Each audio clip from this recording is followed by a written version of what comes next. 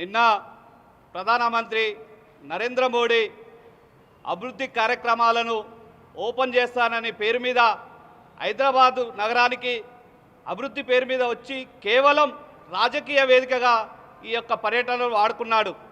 ఒకవైపు వర్చువల్గా అభివృద్ధి కార్యక్రమాలు ఓపెన్ చేసిండు, కానీ మేమేమంటున్నామంటే ఆ వర్చువల్ ఓపెన్ను ఢిల్లీ కేంద్రంలో నీ యొక్క కార్యాలయంలో ఉండి కూడా ఓపెన్ చేయొచ్చు కదా అని మేము ప్రశ్నిస్తున్నాం. కానీ హైదరాబాద్ నగరానికి తెలంగాణకు వచ్చి నువ్వు చెప్పేది ఏంది?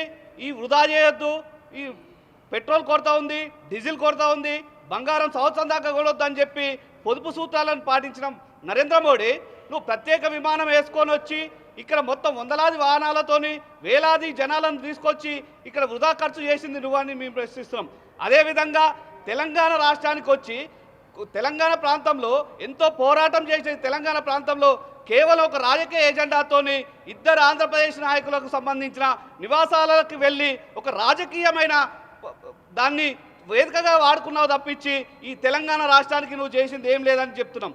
ఎందుకంటే తెలంగాణ ప్రజలకు ఏం చేస్తాను, తెలంగాణ ప్రజలకు ఏమి అభివృద్ధి కార్యక్రమాలు ఇస్తాను, వీరి బావు కోసం ఏం చేస్తానని ఒక్క మాట కూడా చెప్పకుండా ఇద్దరు ఆంధ్రప్రదేశ్ సంబంధించిన నాయకుల ఇళ్లకు పోయి ఈ యొక్క రాష్ట్రంలో ఏ విధంగా అధికారం రావాలి, ఈ కుట్రలు ఎట్లా చేయాలి, మళ్ళీ తెలంగాణ రాష్ట్రాన్ని ఏ విధంగా వెనుకకు తీసుకుపోయే విధంగా చేయాలని చెప్పి ఒక కుట్ర చేశాడు తప్పించి ఈ యొక్క పర్యటనలో ఏం లేదు.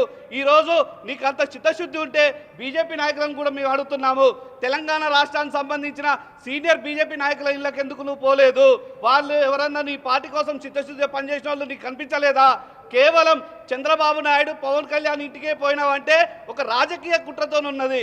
అదేవిధంగా నిన్న ఈరోజు ముఖ్యమంత్రి మాట్లాడుతుంటే చూస్తున్నాం, భగీరథ మీద బండి సంజయ్ కొడుకు యొక్క భగీరథ కేసును ఏం చేసిర్రు, మీరు ఎందుకు చర్య తీసుకోలేదని తెలియనట్టు ఒక ముఖ్యమంత్రి రేవంత్ రెడ్డి నటిస్తున్నాడు.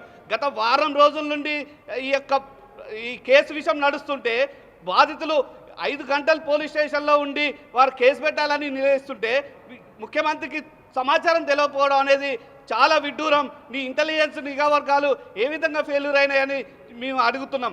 కాబట్టి ఇదంతా కుట్రలో భాగంగానే బీజేపీ కాంగ్రెస్ ఒక్కటయ్యి ఈరోజు తెలంగాణ రాష్ట్రాన్ని మొత్తం కూడా దివాలా తీసే విధంగా చేస్తున్నాయని, కాబట్టి తెలంగాణ ప్రజలందరూ కూడా మీరు చేస్తున్న యొక్క కుట్రలను, మీరు చేస్తున్న యొక్క రాజకీయ ఎత్తుగడలను గమనిస్తున్నారు.